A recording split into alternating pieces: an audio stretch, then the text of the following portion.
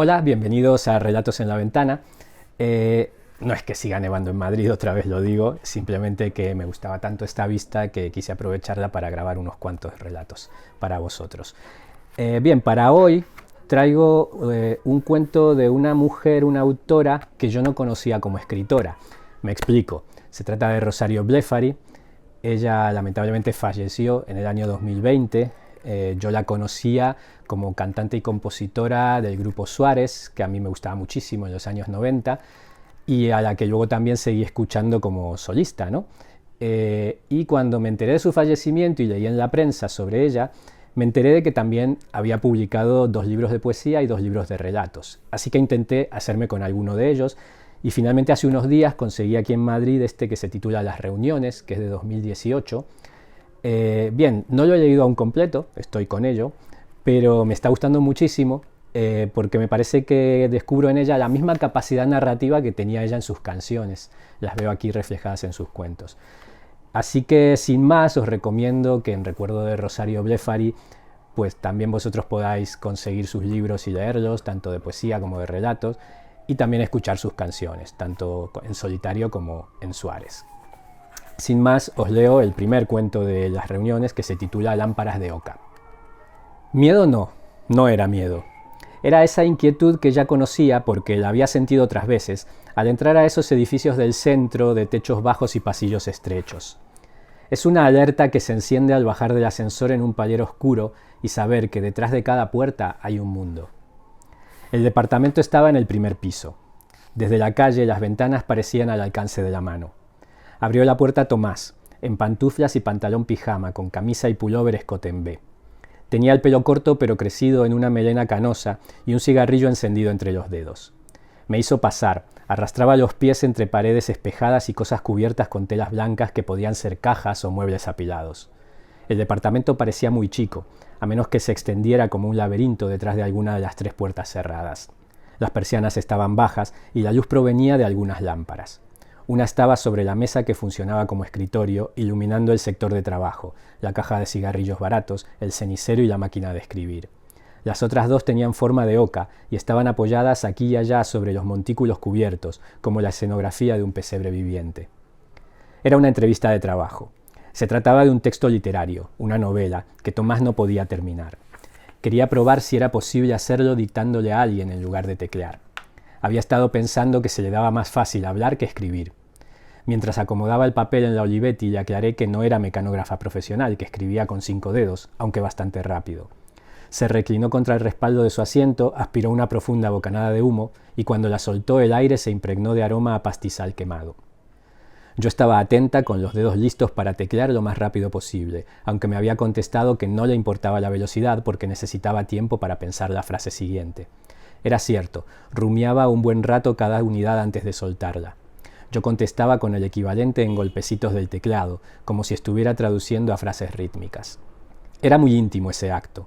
¿Cómo podía alguien permitir que otra persona asistiera al momento en el que nace una frase y hacerla atravesar la oralidad hasta llegar al papel? Me dijo que otra de las tareas era leer en voz alta lo que fuésemos escribiendo y algunos capítulos terminados que quería reescribir. La indicación era que el tono de lectura fuera neutro, no quería ninguna expresividad que subrayara posibles intenciones. Me dio un libro y me pidió que leyera un párrafo. Elegí al azar y leí tratando de no apurarme ni entonar. Me dijo que me esperaba la mañana siguiente. Al otro día había una novedad. Apenas abrió la puerta me dijo que se había olvidado de mencionar que en la casa, además de él y su mujer Rena, vivían 7 gatos y que tendría que ser aprobada por todos los miembros de la familia. Mientras atravesaba despacio hacia la mesa, vi que uno de los gatos estaba inmóvil debajo de la lámpara. Otro me observaba desde los picos bajos de las montañas de sábanas blancas y otros 2, más lejos, parecían fingir que dormían pero vigilaban desde distintas cumbres, en la penumbra. Fui consciente de que dominaban la situación. Apenas nos sentamos, apareció Rena.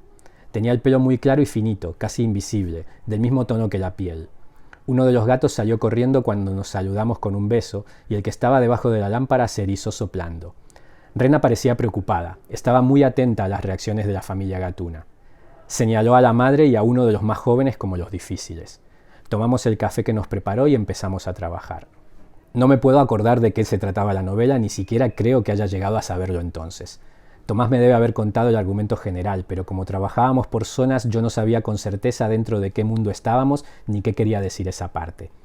Había gatos en el texto, eso sí, y alguien que escribía, una mujer que escribía y observaba a los gatos y se distraía de su trabajo de escribir. Rena estaba casi todo el tiempo en la cama, al menos hasta el mediodía cuando yo me iba. En el único otro ambiente de la casa también repleto de cosas tapadas. Era por los pelos de los gatos. Un día Tomás levantó una de las telas del living y me mostró un equipo de audio muy sofisticado, amplificador, bandeja y parlantes arruinados por los pelos. En alguna pausa Rena, que empezaba a levantarse más seguido, me enseñó a preparar el café como lo hacía ella en una jarrita de cobre, a la turca. Me mostró que tenía que estar molido muy fino para volverse una crema con el agua, que había que esperar el anillo claro que se empieza a levantar desde los bordes y cómo echar el chorrito de agua fría antes de dejarlo reposar.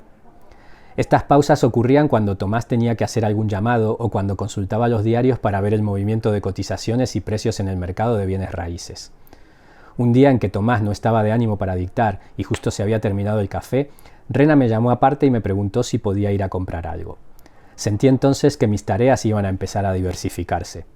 Pedí el café en el lugar al que me dijo que fuera y tal cual me dijo que lo pidiera. Después de los gatos, ella estaba al mando. A él, mientras tanto, le preocupaba cada vez más algo que pasaba en un campo en Brasil del que dependían. No era abogado, pero decía que sabía de leyes, que había aprendido por su cuenta, leyendo. A veces, cuando llegaba, lo encontraba examinando algún código. Todas esas cuestiones lo distraían de escribir la novela y lo deprimían. Hacía casi un mes que estaba yendo todas las mañanas, cuando me dijo que a Rena la habían operado unos días antes de que yo empezara. No habían querido decírmelo en ese momento, por eso el reposo. También por eso a él le costaba tanto concentrarse. A veces Rena me llamaba desde la habitación. En la cama, con una bata oriental y las zapatillas turcas a un costado, rodeada de revistas con todo el alcance de la mano, sacaba plata de un monedero adorable y me lo daba para comprar café o alguna otra cosa muy específica.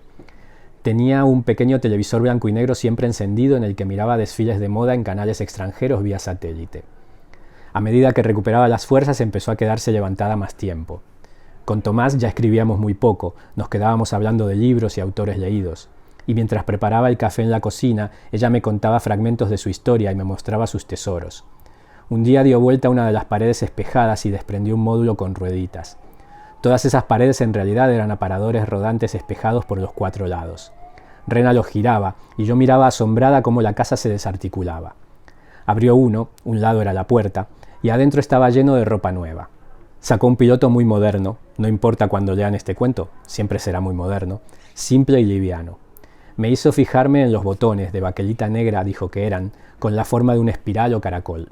Me lo regaló, era un diseño suyo.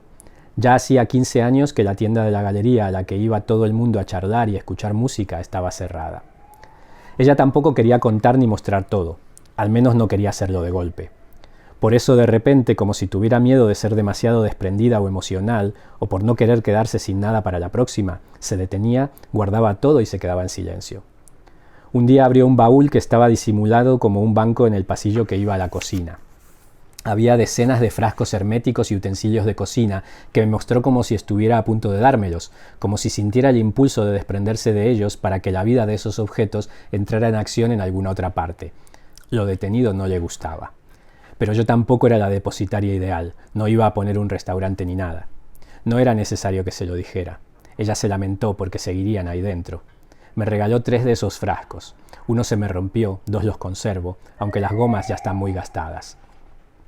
Las vasijas blancas ovaladas en las que comían los gatos eran parte de un juego de muchas piezas que también estaban en el baúl y que habían sido la loza de un restaurante que comandó en algún momento. ¿Qué pasó?, le pregunté, y no pude conseguir nada más que una explicación incompleta y que cerrara el baúl. Parecía como si hubieran tenido que meter en ese pequeño departamento toda una vida en la que más de una vez habían ganado y perdido. Ahora parecían acorralados, llenos de conocimiento y experiencias intensas y valiosas, pero estaban muy frágiles. Se habían aislado, no querían ver a nadie. Un reloj de péndulo fue la oportunidad para un encargo mayor. Tuve que llevarlo a Avellaneda, a la casa de un relojero amigo de ellos. Me pagaron un taxi para llevarlo y traerlo. Esperé a que el relojero lo revisara en su taller. El desperfecto era un detalle ínfimo y enseguida pudo solucionarlo. Le mandó saludos a los 2, hacía muchos años que no los veía. El reloj fue y vino en mis brazos. Sentí que me habían mandado a ese lugar para enterarse de cómo estaba ese amigo, para dar muestras de vida, pero también para hacerme hacer algo que justificara mi presencia y la plata que me pagaban. Ya no sabían qué inventar. Con Tomás revisábamos lo que estaba escrito. Eran siempre la misma cantidad de páginas. Me pedía que le leyera algunas partes y la mayoría de las veces terminaba enojado o fastidiado porque no le gustaba. Todo sin parar de fumar uno tras otro de esos cigarrillos. Decía que no eran dañinos porque eran tan baratos que ni siquiera debían ser tabaco, y que por la cantidad que fumaba necesitaba algo así, como si fuesen cigarrillos de mentira. Tenía ideas que se parecían entre sí por una especie de audacia o jaque al sentido común, como lo de dictar para escribir sin ser ciego o fumar los peores cigarrillos sosteniendo que era menos dañino. Una vez me habló de cómo había reflotado una agencia de publicidad haciendo que todos los empleados usaran un uniforme que parecía el vestuario de un musical de los 60, y en otra ocasión me aconsejó hacer movimientos permanentes en la cuenta de banco, poniendo y sacando dinero, aunque fuera poco o incluso el mismo, para generar una ficción bancaria, y con ella ganar la confianza del banco para pedir préstamos o financiar deudas. Yo estaba lejos de cualquiera de esas situaciones. Los gatos se habían acostumbrado a mi presencia, ya ninguno me rugía ni salía corriendo a esconderse. Los imperturbables seguían enseñoreándose en las alturas o cerca de las lámparas de oca. Mientras esperaba que Tomás me dictara algo, una mañana de esas en que hacíamos fuerza para no dormirnos, él sufría insomnio y a veces estaba exhausto, me quedé mirando las ocas y me acordé de que había estado en esa casa una noche algunos años atrás.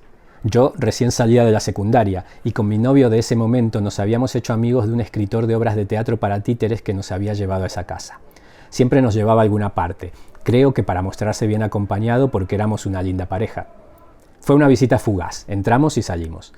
Recordé un hombre y una mujer en las sombras. El dramaturgo les llevaba un libro suyo de regalo como una excusa para pasar a verlos. Y las ocas encendidas quedaron en un depósito de la memoria más parecido al de los sueños. Por eso, cuando volví a verlas, fue como si se materializaran. Rena y Tomás nunca llegaron a enterarse de que los había conocido al comienzo de un capítulo anterior, cuando todavía recibían alguna visita fiel y las lámparas de oca, que habían quedado del local cerrado y eran lo primero que se percibía al entrar, eran el resplandor de una época que les recordaba otro movimiento del tiempo, que estaban ahí de paso, que en cualquier momento iban a abrir un local nuevo de ropa, una disquería o un restaurante, todo a la vez, o algo que todavía no se les había ocurrido. En la vereda de enfrente, un bar se había puesto de moda y llegaban voces juveniles que cantaban consignas partidarias de diferentes agrupaciones, pero con la misma melodía. Había copas de vino sobre la mesa, había un solo gato, giraba un disco en la bandeja del equipo. Las cajas apiladas de papeles y libros ya estaban cubiertas con sábanas. Justo cuando estaba a punto de decírselo, Tomás se revolvió el pelo con ambas manos y después de un suspiro profundo me dijo que era muy grato charlar conmigo de literatura, pero que no podía darse el lujo de seguir pagando mis servicios. La novela no avanzaba y él no podía salir del bloqueo. Rena estaba en la cocina, ya del todo repuesta, lavando un pollo. Le había quitado la piel y lo dejaba bajo el chorro del agua para que se desprendieran las hormonas. Me mostró cómo se juntaba una especie de mucosa o gelatina que eran las hormonas, me dijo. Era obvio que ya habían hablado entre ellos el tema de mi despido y habían llegado juntos a una conclusión. Rena me pedía un favor antes de irme, una última tarea inventada como habían sido todas. Si podía ir a la arboristería de la otra cuadra y comprar valeriana. Pensé que sería para un té. Cuando volví, me pidió que la acompañara al baño. Puso la valeriana desparramada en la bañadera seca. El olor característico inundó todo. Los gatos fueron abandonando sus puestos y entrando al baño. Nunca vi algo parecido. Maullaban, se refregaban entre ellos y contra las paredes de la bañadera. Al poco rato ya se deslizaban, saltaban y daban una vuelta en el aire sobre sí mismos o retorciéndose para volver a caer entre las raíces. Rena me contó que los gatos necesitan cada tanto un recreo y que eso era una fiesta psicodélica para ellos. Tienen alucinaciones, me dijo, y era hipnótico verlos alucinar. Nos quedamos un rato contemplando el espectáculo. Nunca supe si me echaron por algo malo o por algo bueno. En ese momento creí que había sido algo económico. Ellos parecían estar al borde de la quiebra, vivían de unas rentas que se achicaban y no querían retroceder con algunos gustos como el buen café. También se había terminado el periodo de restablecimiento de Rena y Tomás había vuelto a corroborar que no podía escribir, que no quería o que según él no tenía talento. Fui una de las últimas estrategias de Rena para motivar a un compañero deprimido y a la vez motivarse a sí misma. Fui una estrategia de Tomás para que ella se repusiera más pronto y así poder encontrar la concentración que le faltaba. La última vez que los vi fue una tarde en que pasé a visitarlos, 2 o 3 años después. Yo estaba saliendo para Barcelona por un trabajo. Era la primera vez que viajaba a Europa sola y no sé por qué quise ir a contarles. Las lámparas no estaban. Me dijeron que se habían cansado de ellas y que una había dejado de funcionar. Ella me llevó aparte y en la habitación me dio $100 con ese gesto furtivo con el que dan plata a los abuelos. 2 de los gatos acurrucados en la cama la miraron.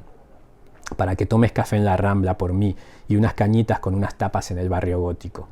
Tenía tu edad cuando fui. No tenía un peso y me quedé con las ganas. No me dijo nada más, ni quiso que yo le dijera nada.